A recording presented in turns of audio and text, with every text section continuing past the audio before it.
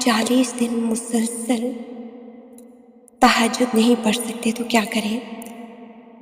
کیا آپ کو 40 دن تہجد کا چیلنج لینا چاہیے؟ کیا پھر آپ کو 21 دن کا چیلنج لینا چاہیے؟ یا 11 دن ہی کافی ہیں؟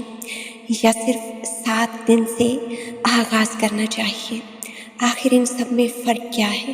اور اگر آپ یہ چیلنج پورا کر لیتے ہیں تو کیا واقعی آپ کی زندگی میں کوئی تبدیلی آ سکتی ہے؟ کیا تہجد صرف دعائیں مانگنے کا نام ہے، یا یہ انسان کی سوچ، دل، ایمان اور زندگی کو بھی بدل دیتی ہے؟ اور سب سے اہم سوال، اگر کسی کی پہلی ہی رات دعا قبول ہو جائے تہجد میں اور کوئی برسوں سے تہجد پڑھ رہا ہو تو آخر ایسا کیوں ہوتا ہے؟ انشاءاللہ آج کی اس ویڈیو میں ہم ان تمام سوالوں